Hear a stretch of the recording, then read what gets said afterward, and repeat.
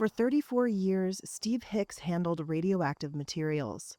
He worked at the Y-12 National Security Complex. It's the site that helped construct the atomic bomb that was dropped by the U.S. on Hiroshima in 1945. And it's still a key part of the country's nuclear weapons complex. I would carry enriched uranium against my chest and go and load it on the machine. Yeah, I was handling hazardous materials for years, and I knew it was possible health effect, but I thought I was going to be the one that got out safe, but I wasn't.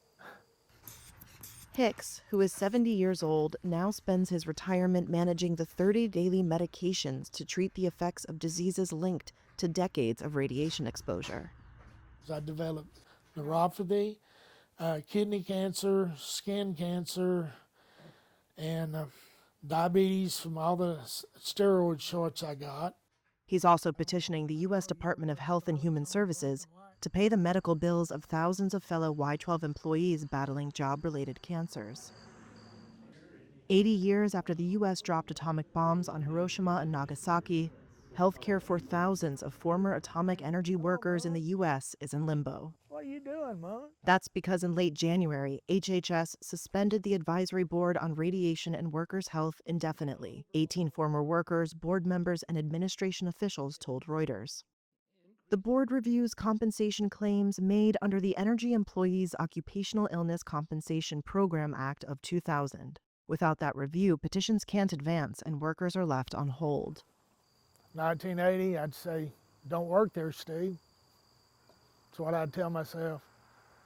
I made a good living there, but I'm not too happy that I'm this sick. And there's other people sicker than me.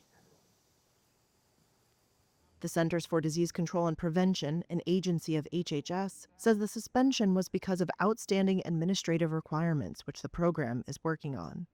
The White House declined to comment on the status of the board, and the Energy Department said in a statement that it is learning from past mistakes as it focuses on modernizing the nuclear arsenal.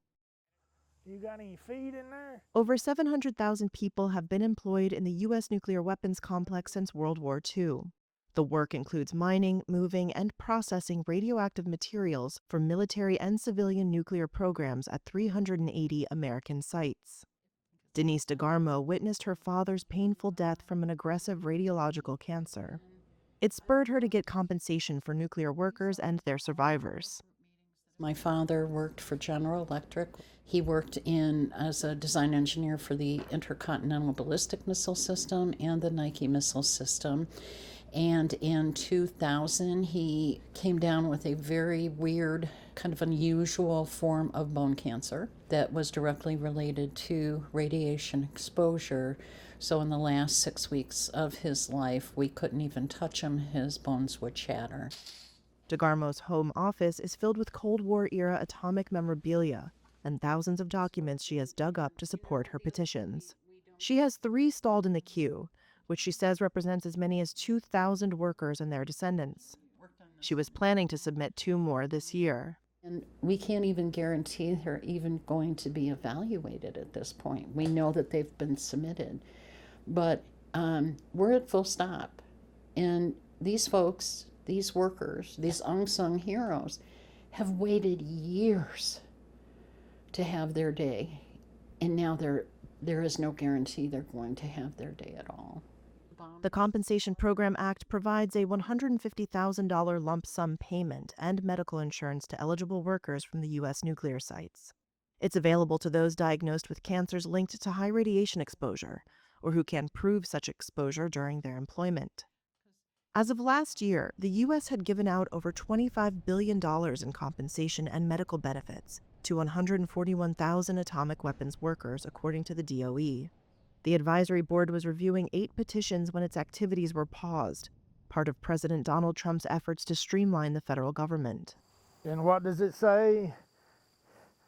Trump won, save America. Well, I'd hope if he got the message that he would reinstate it and know how important it is to the sick workers. I think it boils down to the money. They're saving money even though they got the program, but they're saving money by not giving us the benefits we deserve. 3 of the board's 10 members told Reuters they haven't met since December and have had no information about reconvening. Worker advocates told Reuters they had been planning to file 3 more petitions this year, including the one put together by Hicks.